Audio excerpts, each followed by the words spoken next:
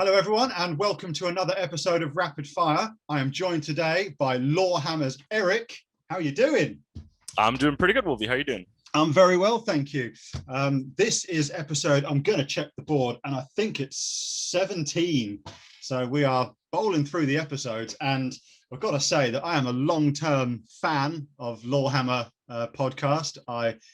If it's not my faction, I've learned about it from you guys. So that's unfortunate because probably like close to 70 to 80% of all the information you have is wrong now, just because it's through us. So yeah, sometimes I'll be stood there in a game and I'll be like, yeah. The people just look at me like, what? Didn't you know that all orcs are mushrooms and you can basically eat them and live forever? That's all I go at people with. Although on the subject of orcs, before we get into the rapid fire challenge, listening to you guys, I was very sad one day to find out that the existence of being a weird boy is just the worst thing ever. I was literally driving home from a shitty day at work, and all of a sudden, the store of Weird Boy, I'm like fighting back tears over like I was like, oh man, why is he all alone? Why does nobody like him? I was like, this hits too close to home. I feel personally attacked. I'm in this episode and I don't like it. I'm the Weird Boy. Someone's gonna give you a house with stilts and a copper tipped pole and just go live outside, I guess. That I'm sure my other half would also enjoy that as well, to be honest. Just don't live out in the yard. So obviously, just like we do with all of these episodes, we kick it off with the Rapid Fire Challenge. At the moment, Mango Smasher sits at the top with a time of 53 seconds.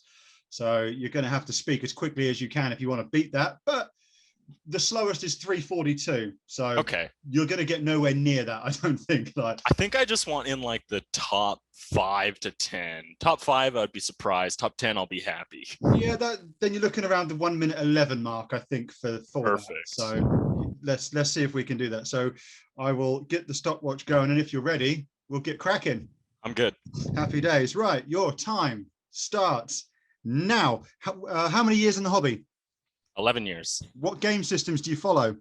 40K tabletop and Kill Team. What are your current armies? Necron and Grey Knights. What was your first miniature? Emperor's Champion. What was your first army? Necron. What model or unit have you enjoyed painting the most? Canoptic Tombstalker. What model or unit have you enjoyed painting the least? All of them. I hate painting. What was the last model you completed? Technomancer. How much hobby time do you get per week? As much as I want, but I don't spend a lot on it. What is the current model you're working on? It's got to be a Necron warrior, I think. Single favorite thing about the hobby? The different people that you get to meet hanging out. The least favorite thing about the hobby? The painting. Who or what got you into the hobby? It's got to be Mark. What keeps you in the hobby? It's got to be Mark. What is your one hobby target for this year? My hobby target for this year is to complete a kill team with enough forces to swap out models. Fantastic. That's it. That's your time. How did we do? I think it's tied for third place between you and you. Like, there's 3 people in third place at 1 minute 11. This seems to be the time that everyone goes for. So that's not bad. That's perfect. I couldn't have hoped for better. I think that literally puts you in the top 5 where you're requested to be. So what more can you say about that? Success. I think we're done here then, right? That's all. That's it. Cheers for tuning in, everybody. All right. So you say about, obviously, and I think it's a running joke throughout the Lorehammer podcast, that Mark just drew most of you guys in. He just like, I'm going to make sure none of these motherfuckers have any money for the rest of their life. Mark is a black hole of Warhammer. And if you get too close to him, if you orbit or interact with him, at some point you will be sucked in to Warhammer and you will buy an army. I feel I'm becoming like him, because for a friend's birthday, which is tomorrow, I've bought him the recruit edition of like the little box with the Necrons. Okay. And And I think I'm just going to sucker him in that way because he keeps looking at it going, I like the look of this. I like the look of this. And I think he's watched a couple of these. And yeah, so I'm just going to present him with that tomorrow. He's just going to look at me and go, I'm done. That's the gift that keeps on giving. Of course. It's like, yeah, because now he has to spend hundreds and hundreds of dollars to even play the hobbies. So you're welcome. Happy birthday. I was going to say, you might have a kill team here, but that's not as much fun. No, not like owning a 4,000 point force. That's the pinnacle. Whilst trying to learn the whole game system and how everything's different all at once. I'm pointing him in your direction of your podcast. He can learn some lore as well and just really just. So talking about Lorehammer, as I said, I've been a long-term listener. How did that come about? How did you set up a podcast? Because that's quite a niche podcast. No, everybody else does podcasts about what they're doing, the Warhammer news. Yours is pretty unique to what you guys do. So how did that come about, and how has it stayed so unique? Well, Mark was really into podcasts maybe like 5-6 years ago, kind of like listening to everything under the sun. And I guess he kind of just noticed that there was nothing in there for lore. And then obviously Mark, Christian, and myself, 3 really good friends. We like to toss out ideas all the time, but then get really lazy and not do any of them.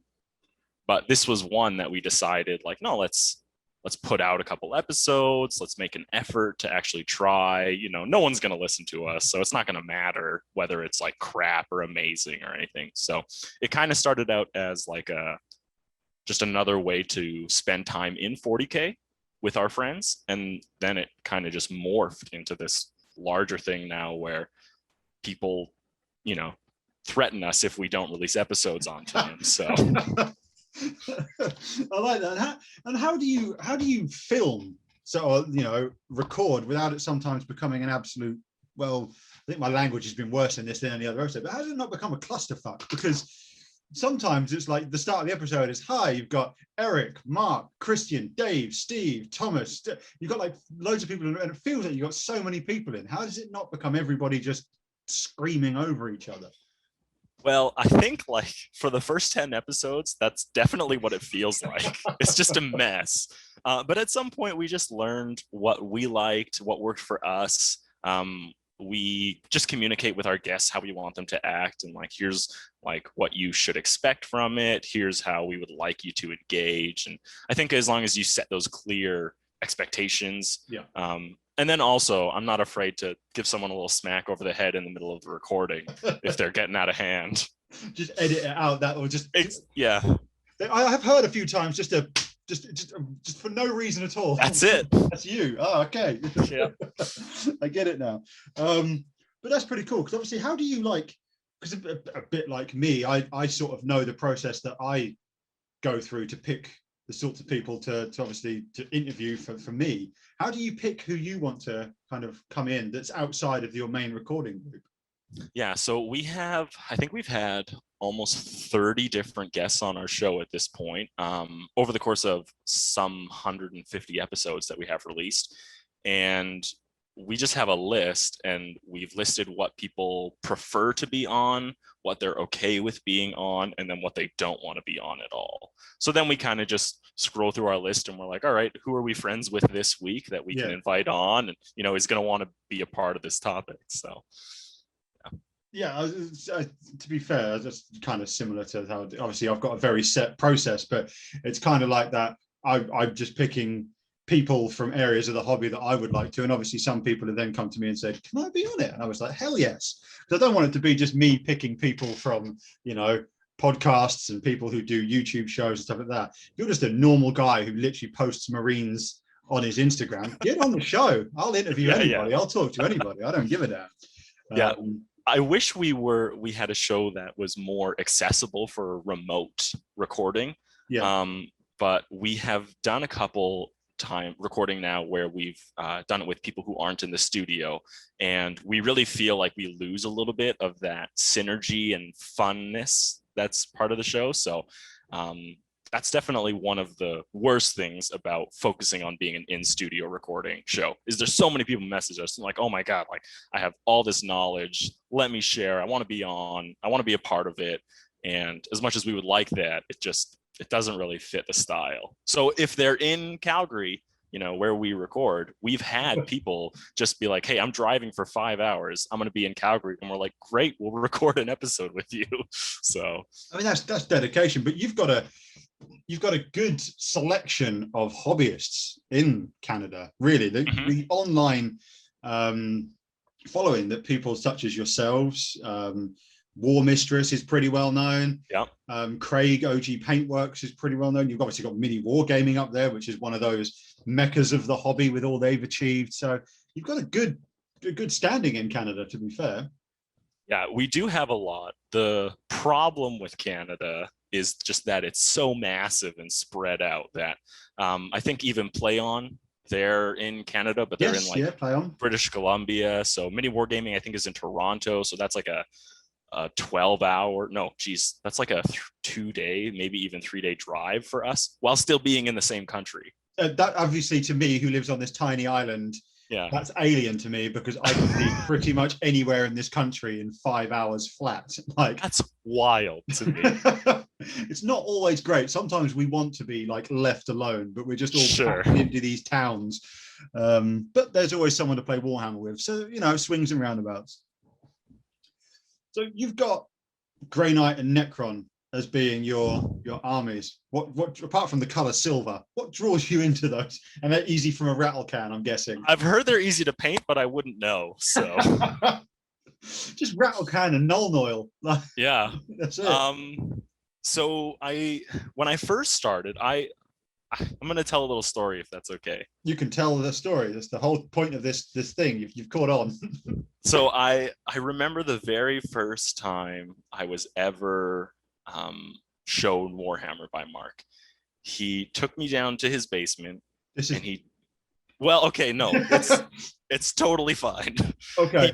He dumped out this massive, like 120-gallon bucket of Warhammer bits, and we just spread them on the floor. And I you do a little like snow angel in them to start, because there's just so many. But I remember putting together my very first Marine in that moment, and what a crazy cool thing to be like, just pick out of the 100 of different arms, slap it on in the pose that you want, you pick whatever helmet you want, whatever backpack. Like, none of this is lorically correct, or someone who's been in the hobby would look at this model and be like, this is a heretical piece of hot garbage. Burn it now. Yeah, exactly. Melt it down and discard the ashes into the sun or something.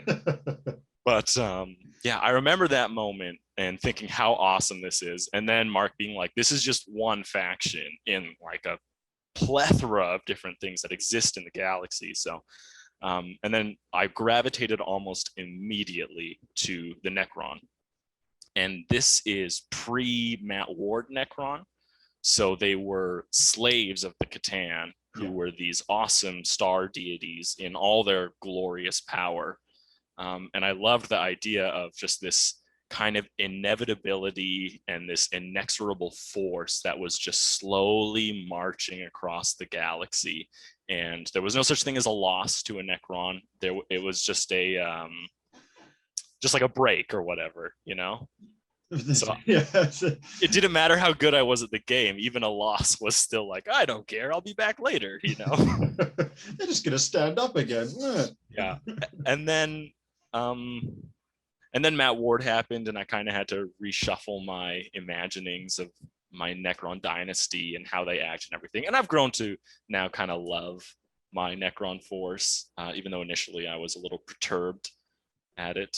I've written a couple stories about them. I don't know if you've listened to them, those episodes. I have listened to some of those episodes. Oh, yeah? Like I say, I'm a long-term listener. I've got nothing else to do whilst I'm driving to work. So fair enough. I've really grown into kind of what it means to write from a Necron perspective, because there's not even a lot of Games Workshop stuff out there. It's only recently with the Infinite and the Divine, which I still haven't read, and I'm a little ashamed to admit that. The audiobook, at least. Come on. Oh, I know. Yeah.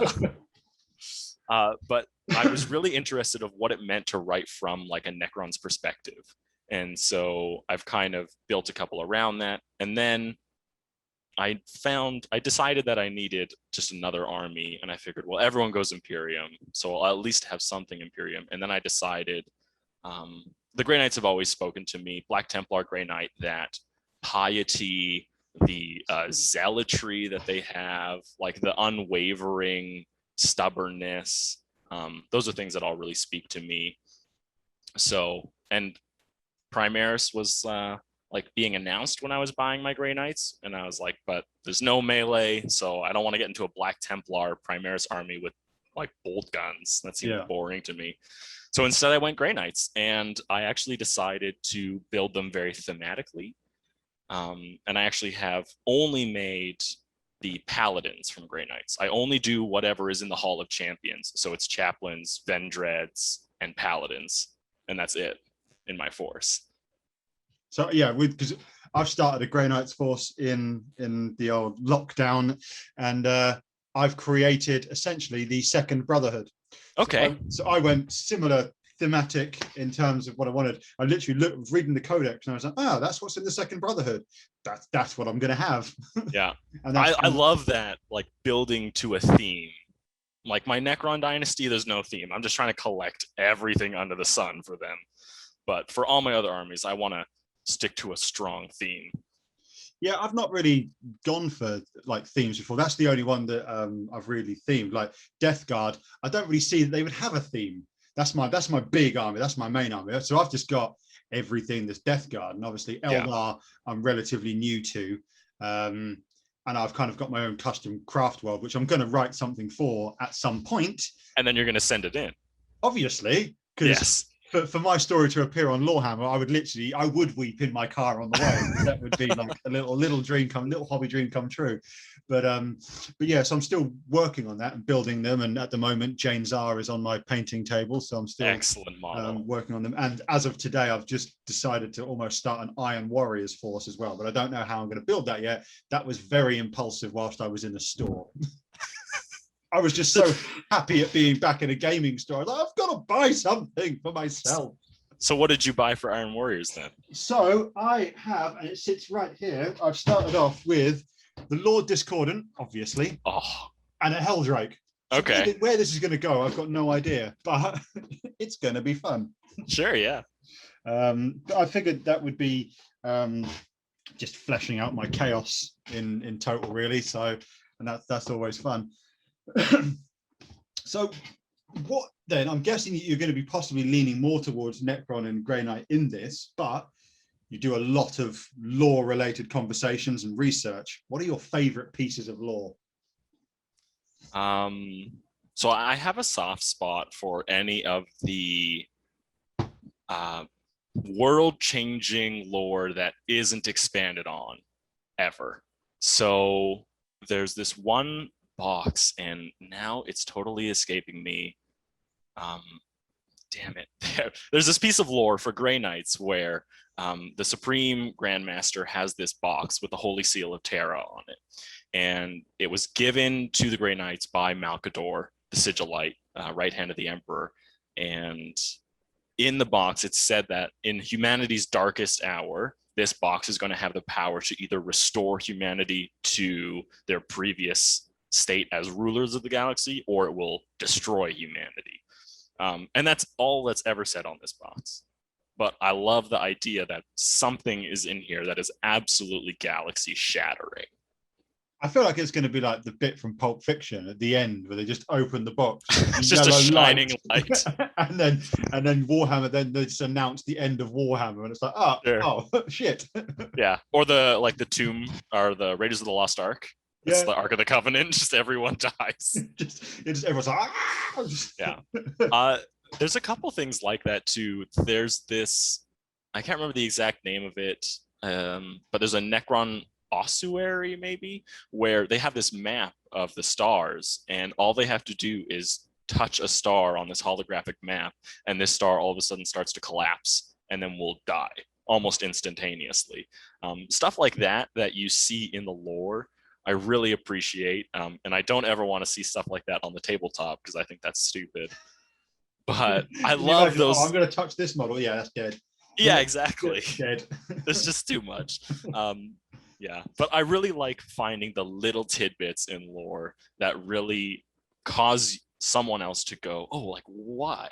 What is that? Let me think about that further. Let me dive into it further. So Yeah, I think that's pretty cool. Obviously, I've heard and read the little Grey Knight tidbit as well. There is, it's just this unknown box, and like you say, you would expect something like that that's supposedly got this absolutely unwieldy power to do X or Y, but nothing's ever been said about it again. So you're like, have they forgotten about it? Is that intentional? Are Games Workshop just fucking with us? Like, what is? That's what I feel like. That's 30% of 40K lore. It's just Games Workshop being like, how are we going to mess with people today? That seems to be the case with quite a lot of these things.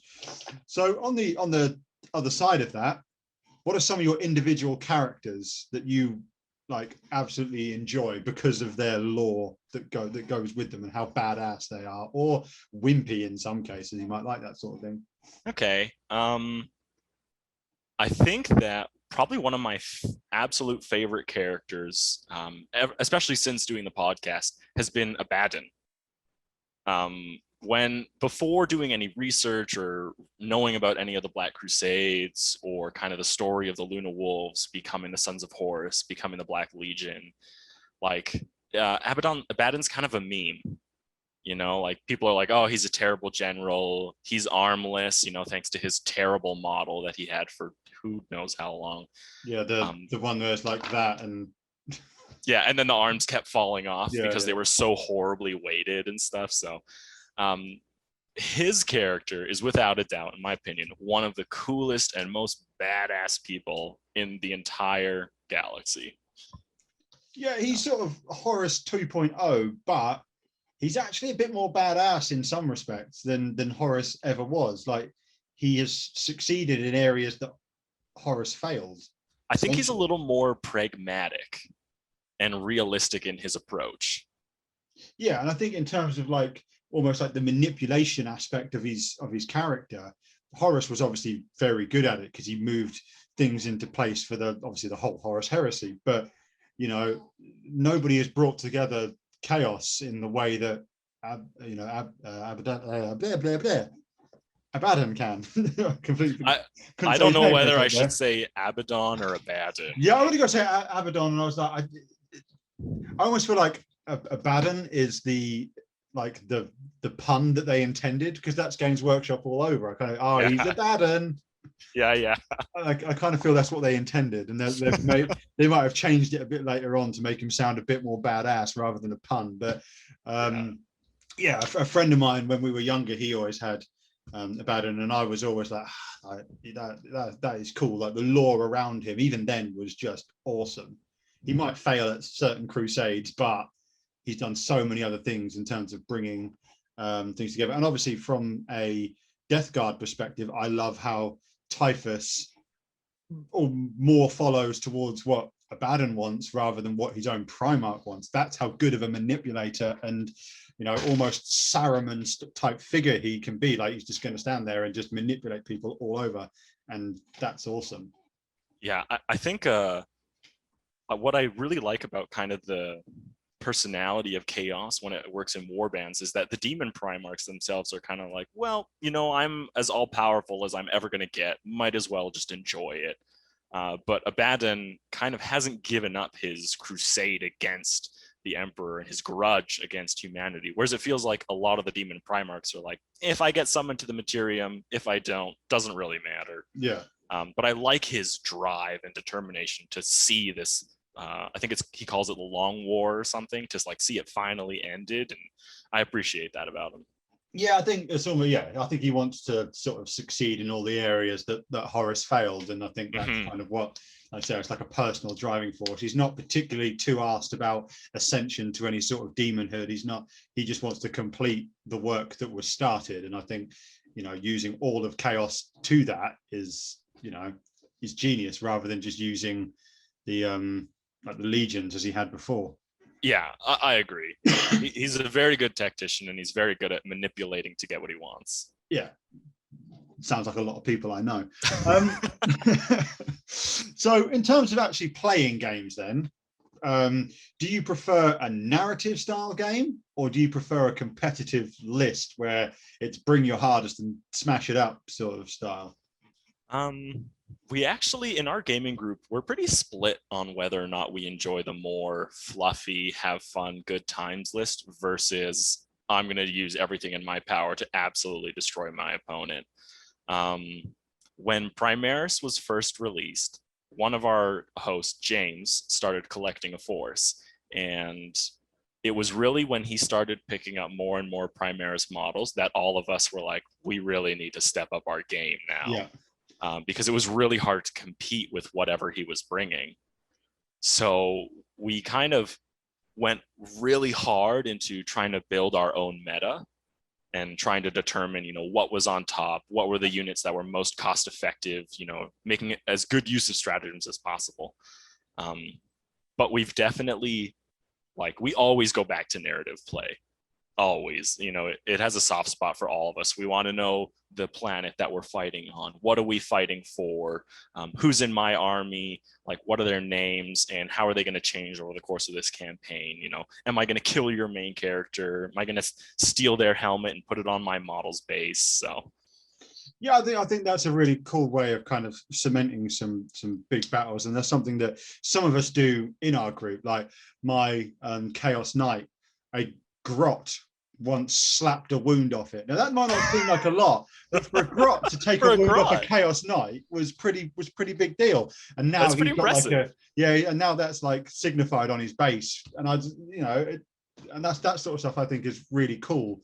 Because like I said, it adds a narrative aspect to the character, and you give them something like that and they go, oh, why has this guy got a gold whatever it is in his hand? Exactly. Oh, it's because of this happened in the game and it was really awesome. And that's why we all play the game, really, isn't it? I think everybody, I don't know if you guys ever had it in Canada, but I certainly remember being a teenager. They don't really do them as much anymore, but Games Workshop did these narrative campaign weekends, and you would go in and you'd play a game or two and you'd be part of this overarching narrative. And, somebody would come to say, right, you two are fighting over this, that, and the other. And you'd just be like, yes, I'm up for this. This is going to be awesome. I'm part of something. I'm Team Imperium or whatever. Is that when Games Workshop was determining the lore of their game, of their story, through the outcome of these massive games that they were doing? Yes, that's when they were going for a massive drive in terms of that. I think they were fleshing out 12th Black Crusade, right? Yes, yeah. And I remember one story where someone in the United States, a Games Workshop in the United States, actually launched shots against someone in the UK. A Games Workshop in the States attacked with massive guns someone in the UK. They had to roll their saves, and then that person shot all the way back. And there's a crazy story of people fighting across continents in 40K. So, and that sort of stuff is awesome, and I feel that's kind of almost missing from the Games Workshop stores now, because a lot of frontline gaming stores, they're the ones that have taken over all the local gaming stores that have got more tables and bigger space to play games, because Games Workshop only ever had a little bank in the middle of the store where you could play games. They didn't have massive amounts of tables.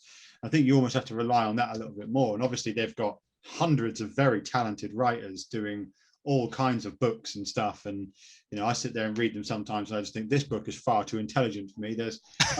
I don't know how to read Elven, this is too much. But yeah, I'm a big fan of obviously the narrative play. I think it keeps things rolling, and I think they should absolutely look at doing something like that again, because getting the people involved is the whole point of it. They're struggling for good press at the moment with their stock issues, continuous stock problems. I think I think that competitive suits a portion of Games Workshop's customers, but not everyone has the desire, drive, or capacity to care about that. But anyone can be involved in narrative. Exactly. And I think that's one of the big forces of why narrative is still so important, is that it doesn't even if you have the most competitive army and that's all you care about, you can still play narrative games and have a blast. Yeah, absolutely. And I think sometimes there's something to be said for being the most fun person to play against, because, and you get that more in a narrative way, and then in a competitive where it's all business and it's all measuring an eye line and can I see the tiny like little finger of that mod. Instead of all that, it's do you know what, this warlord, he would just charge in there, so fuck it, let's roll in there. Exactly. Rather than trying to be tactical, it's like, no, he wouldn't run away from the fight, let's do this. And I think there's something to be said for that style of play. And unfortunately, I've always played that way, which never served me well when I was trying to be a bit more competitive, because, you know, I was always like on the competitive, I was always Space Wolves.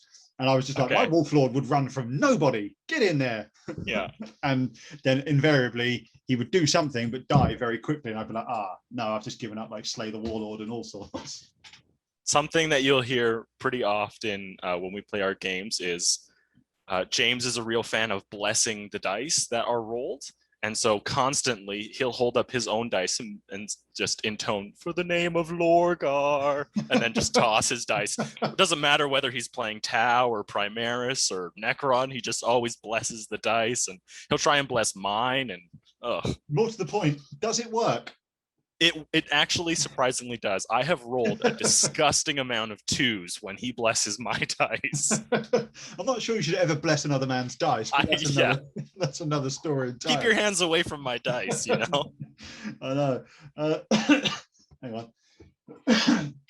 So as we sit here now, we've just both separately watched the Warhammer reveal that there was a bunch of orcs, whatever, but there's a little teaser for Grey Knights and Thousand Suns sort of box at the end there. What are you hoping for the Grey Knights? What are you hoping comes in? Obviously, apart from 2 wounds, because that's got to be standard, surely. I mean, you say surely, but how many times have we said, no, they gotta update these like Marines, they gotta update them, and update after update comes and we're like, oh yeah, still nothing. So honestly, Castellan Crow is what I hear often for Grey Knights as needing a major update. His model isn't the model itself isn't great. He's very small. And even the rules, they aren't that great. He's kind of just like a regular brother captain, but just having this like black sword, is it the Black Blade of Antwer that he it's the demon sword that's given from Castellan to Castellan, isn't it? Right, yeah. And the idea is that, you know, he can never use it, so it's pretty much just a regular sword in his hand. But I'm hoping that in this new iteration of Castellan Crow that we see some kind of extra psychic buff from him, or something that kind of sets him apart beyond just the fact that he wields this sword that does nothing. So yeah, I'd like to see him find a way to harness it whilst also protecting himself from the the chaos effects of it. So know, he finds a way of using the power of the sword without using it, you know. Yeah. Classic Games Workshop, it's warp stuff. Yeah, it's the warp. Yeah. Apart from that, I don't think we'd get Primaris, because if we were going to get Primaris, surely we'd get it by now. I am praying that Grey Knights never ever gets Primaris. I don't want to see it at all. I see a lot of Grey Knight like groups on Facebook and stuff like that, and most people are of the same opinion. Just leave us to have our special thing. Focus on the Terminator aspect if you want to. Give us something new that's like a Terminator style armor, but don't make it Primaris. Like, and I think that's got to be the way forward, because I know Games Workshop, they would go, surely Belisarius would know about them, but they're not supposed to. Yeah. I don't want people to know. It almost feels like an inevitability to me for Grey Knights to kind of get an updated line. I mean, Games Workshop knows that when you release a new line, it sells, and it sells really well. So as much as I really, really hope it doesn't happen, I have hardened my heart for when it does happen, and I will only cry a little bit. I don't know if they will continue with things like strike squads. I do think they'll just lean into the Terminator aspect, and I think that would be the way to go. The Paladin and the Terminator aspect. I think that would be a good way of keeping them still feel separate to the Space Marines, because if they were going to bring them under the umbrella in ninth, they would have done so using the Space Marines Codex, right, and done like a supplement, but it doesn't appear that they're doing that. So, you know, the hope is that they still find a way to keep it separate. Yeah, I'm all for keeping Primaris out of Grey Knights for sure. Yeah, I think everyone is. So, is there any sort of armies that take your fancy for like a next project? Because you've got Grey Knights, you've got Necrons. That's 2 armies. Those are rookie numbers. We've got to get those numbers up. They might be rookie numbers, but I have currently built 5,000 points of Necron, and I have another 2.5 to maybe even 3,000 unbuilt points of Necron. So if I was to ever finish, I would have like an 8,000 point army, which is pretty big. Yeah, it's sizable. Yeah, it's up there. It's no Mark's Knights and Titan army, so that's easy. That's like 15 models, and you've got like 10,000 points. It's like, I was in this kick a little while ago where I was writing down ideas for how I would build another couple armies, and I came up with an idea for a Chaos Warband from the Word Bearer, like descended from the Word Bearer gene seed. And I also came up with an idea for my own craft world. So I have those. I even have like lists built out for how I think they would function on the tabletop and everything. But they're more pipe dreams at this point. I kind of promised myself that I wasn't going to dive into another army until I had painted more of my current army. But that's not going well. So I think it grips us all. Like me standing in the game store today, thinking to myself, I could buy more Eldar. I only started them 3 months ago. I could start more Grey Knights. I only started them 6 months ago. No, I'm going to do something new. You started Grey Knights 6 months ago, and you have more painted models. And I started Grey Knights like 2 years ago, and I have barely any painted models. I think it's a running joke in my group, because when I said I was getting like the Lord Discordant from to my gaming group, they were like, so what are you going to paint tomorrow when that's finished? I'm very well known for painting things and getting things done pretty quickly, because I won't field unpainted models. I physically if I tried to, I think I would actually throw up in my own mouth. I'm just one of those players. You just have a cognitive dissonance. You just can't even place the model without some visceral reaction. Well, exactly. Like to finish, so I've got Jane Czar and some Howling Banshees. My to-do pile is Beast of Nurgle and another Demon Prince. That's my build. That's my built, ready to go. That's it. And then I've literally got the stuff I've bought today. In fact, my whole backlog is 4 boxes. That's it. Wow. That's impressive. That's my pile of shame. And some of them aren't even. That's from the Batman game. That's from the Harry Potter game. So that's my Warhammer, the stuff I bought today. It is absolutely tiny for a pile of shame. Like I'm impressed. I am that rare hobbyist who gets stuff done before buying more. I don't know. I've always been that guy. We exist. I exist. So yeah, I know I'm very much alone in that arena. Like, kind of, you go to a friend's house, you open a cupboard, and you're like, oh shit, gotta like hold all the models back from falling out of the cupboard and the boxes. And oh, is this where you keep all your like seasonal decorations, like your Halloween, Christmas? No, it's just Warhammer boxes. Don't look in there. It's just a cupboard of Warhammer. Don't look in there. You might die if it all falls on you. So obviously you said about one of your hobby plans to finish bits and pieces, but what are some of your hobby plans over the next kind of year or so, in terms of like expanding armies, in terms of what you want to do perhaps with some more stuff you want to do with the podcast? Like, what are you planning on doing?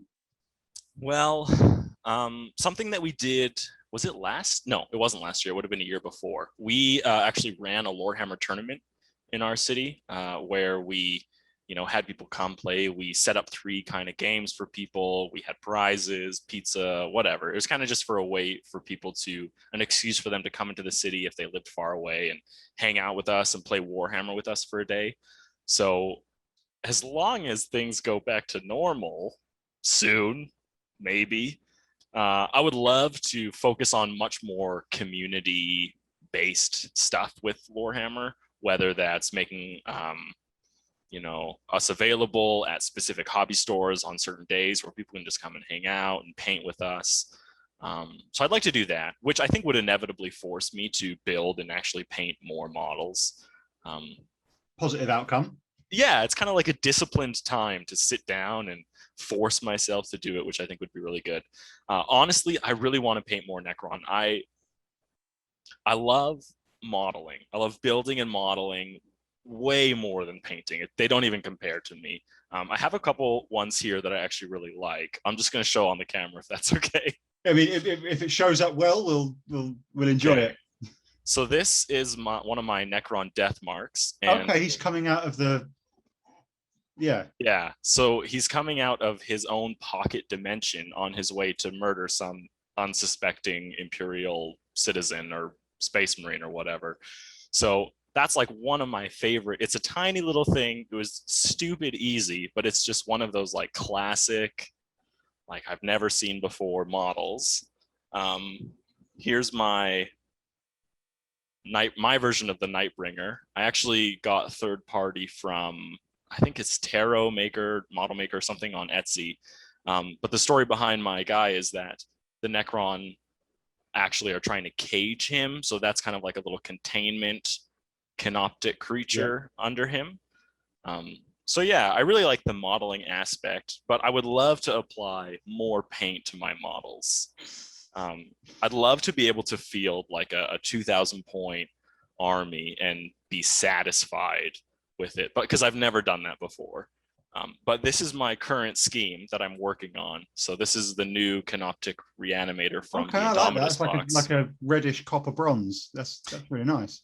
Yeah, I originally wanted red armor, but it was too matte and too flat for me. Yeah. But when contrast came out, you spray a lead belcher and then you just put on a couple layers of that contrast paint, and that shine from the lead belcher just comes right through, and it was 10 out of 10 fantastic. So I immediately abandoned my previous projects because I had probably close to 1,500 painted in my red-orange theme. And so now I've decided I'm going to completely undo all of that work and try and get like a 1,500, 2,000 point Necrons completely done. But think of the pride you'll have in yourself once that's done. That's going to be just like, you'll be beaming, you'll be smiling. Seeing like a painted model done is one of the biggest like serotonin rushes I could possibly get. It gets the endorphins going. There's no doubt about it. Like, I think that's possibly why I do so many, because you never lose that rush of like looking at a model and going, oh, that's done. Now I'm going to show it off to people, and they can talk shit about it, or I don't care. Yeah, but it's done. It's done. Yeah. And obviously, when you can field, like I say, everything I've got there is painted. But when you can field a fully painted army, like I don't know, seeing two fully painted armies going at it. Like chef's kiss, Exactly. It's like something out of White Dwarf. You're like, yeah, get this in the pages of your magazine. I also think something I'd really like to focus on, but I don't know how well it would do, is battle reports. Doing only narrative focused battle reports just between people, like in our gaming group or whatever. Yeah. I think that would be really cool.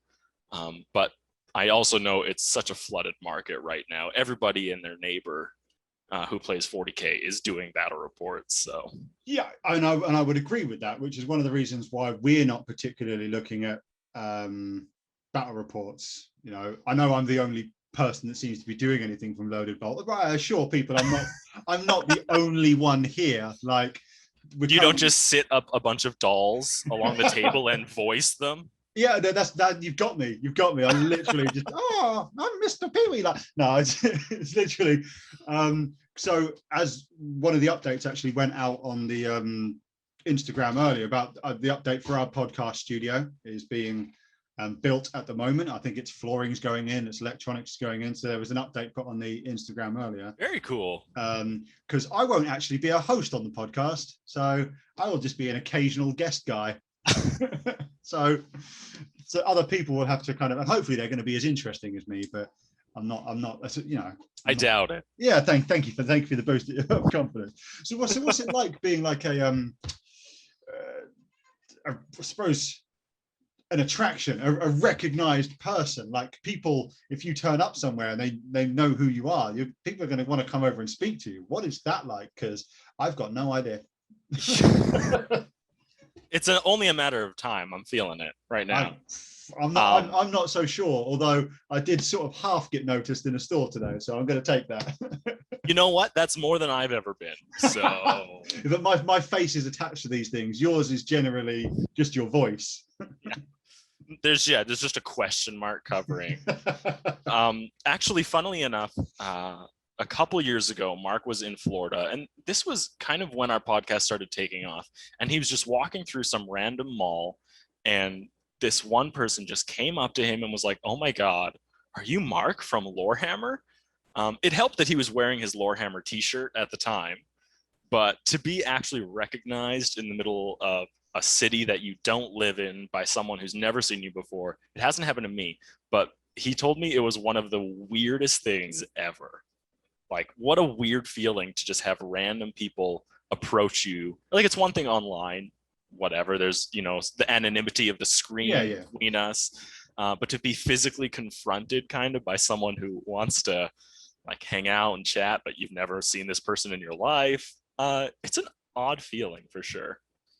Yeah, I can imagine. It kind of depends on how much of an extroverted character that you actually are, because some people do these things, but they don't actually want to talk to just random people in the street. Like, they're very selective about their guests, or they do these things with their friends. So when random people come up and expect them to just be the chattiest person in the world, I'm sure it could be like, oh, he's not saying anything.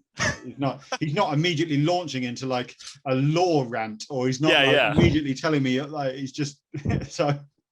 I thought all I had to do was say Primaris and you guys would be angry. What's going on? I thought I said the trigger word. I said it exactly as they said I should. The spell didn't work. What happened? But I mean, I imagine it's pretty weird. Like I said, to be fair, I'm one of those introverts. I'm not sure how I would react if somebody came to me and went, "Are you?" I'd be like, "Yeah, hi." Like, yeah, you can find me on YouTube. Bye. Yeah, you want to hear me talk? There's a channel over there for this.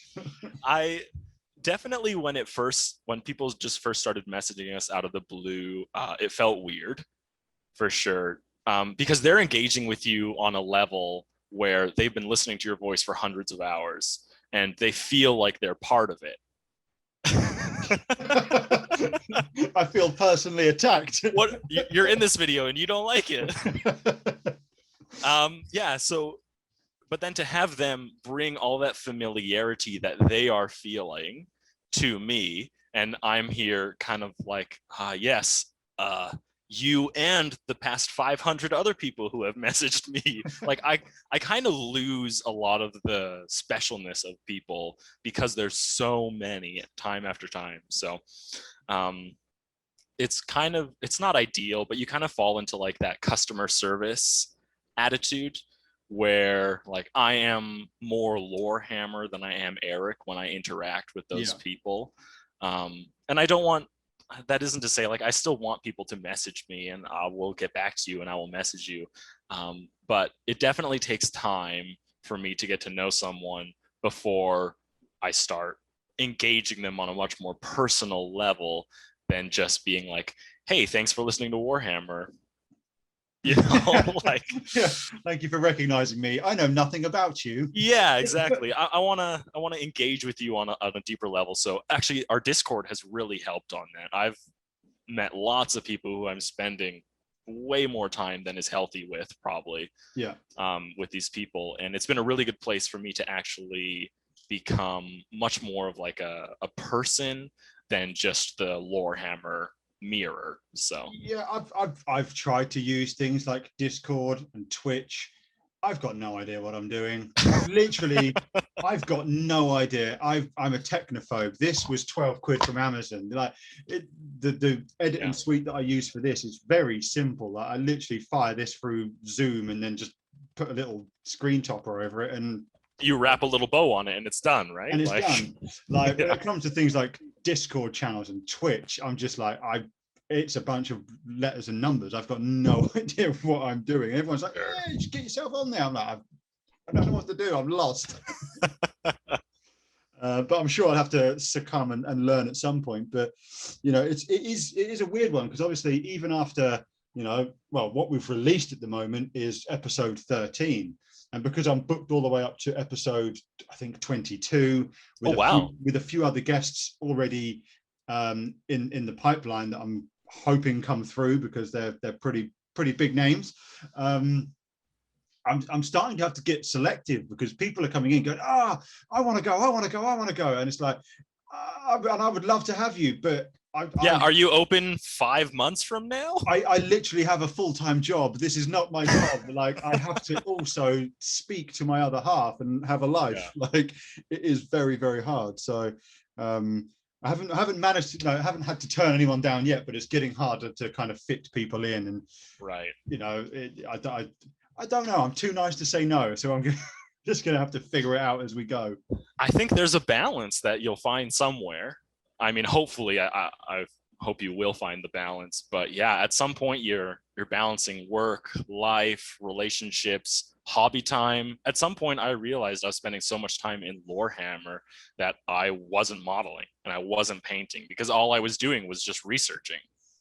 Yeah, like today has been a day off work for me, and I planned to get some stuff done on the Howling Banshees, but I did another episode filmed earlier today. I'm filming this one now. In between then, I went to the gaming store, and I got so happy that I was in a gaming store. I ended up being there for over 2 hours, actually talking face to face with people. And all of a sudden, I was like, oh, my day is basically gone. And that's kind of how it goes. I'm like, now I don't know when I'm going to finish them, because I'm busy tomorrow and I'm at work on Sunday, and it just rolls on. So it's about trying to, like you say, find a balance and not just drown under it all. Yeah, absolutely. And because obviously we've got a weekly schedule, the fact we're up to episode 20, but I've got enough people to fill up to episode 26 in terms of like just trying to find some dates. That's half a year. That's half a year's worth of releases. Doing it that far in advance, like, that's insanity. To lift the veil a bit, it's currently the 7th of May. This episode will come out early June. So there's already a month between us talking now and this actually being available to view for people. So that's how far in advance we already are. And that's awesome after such a few amount of episodes. And although we've still got, we haven't got huge amounts on YouTube, but like we're getting there after a small amount. So we're obviously thankful for everyone such as yourself who are willing to lower your standards and help guys out like us. I'm sorry, didn't you say you listened to Lorehammer? Our standards are not great.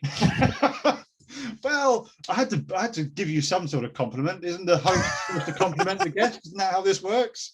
Like, if I was to just come on here and insult you, I don't think people like yourself would ever come back if I wanted to try something new. Fair enough. I get it. There we go. I'm just sucking up. That's all it is. Sucking up to the right people. So the last question that I ask anybody, speaking about trying to get some time for life outside of the hobby, what are your hobbies outside of, the hobby? Wow. Okay. I'll list off a couple here. I love cooking and baking. I'm a huge, trying to find new things and experiment and looking at, I'd rather cook something I had never cooked before than something I've cooked, a million times over and know to perfection. I'm really into bread recently, which might be a weird thing to say, but I've got my own starter going. I have a couple books just on bread. There's nothing better to me than, smelling fresh bread baking in the house. I'm really into reading. I read a lot, probably not nearly as much 40K as I should, but I read a lot of fantasy, a little bit of sci-fi. What else? Play guitar. Okay. I ride motorcycles, especially with Mark. He and I like to ride a lot. A couple years ago, he and I did a trip all the way from Calgary down to LA, which is a decently far trip. I can't remember exactly what the distance is, but it was about a 2-week thing for us where we just rode our bikes all the way down, and that was pretty fun. Play some video games. Yeah. I imagine that bike ride to be Sons of Anarchy, but I imagine it's not probably as exciting as that with drug running and gun running, I'm guessing. No. If anything, the only thing we're running is plastic, because you can't be without your plastic on the trip. Of course. You know? If you were to get stopped by the police, you're going to be like, "What? Oh, Yeah. This is not what we were expecting." Anything sharp in your pockets, sir? Only a sword. Yeah. I've got a craft knife, but it's not for the stabbing, except for my own thumb. Yeah. That's pretty cool. Well, all that's left for me to do, man, is to thank you for joining me in this little adventure that I'm trying to build here, from a big fan of your show to you being now a mediocre fan of ours. I appreciate you. No, thanks for having me on. It's actually a pleasure. I enjoyed this. I liked watching the stuff that you had. I liked going through the rapid fire. Questions were great, so it was awesome. And you're in the top 5. Success. which is all you asked for, and that's that's all you wanted. You wanted to be mediocre, and you are mediocre. That's right. You know what? If you don't aim too high, you're not going to be that disappointed. Absolutely. So. Aim for the middle, and most of the area is the middle. That's right. Yeah. Can't go wrong. Yeah. So. Absolutely. Well, thanks very much, man. Oh, thank you. No, thank you. Cheers.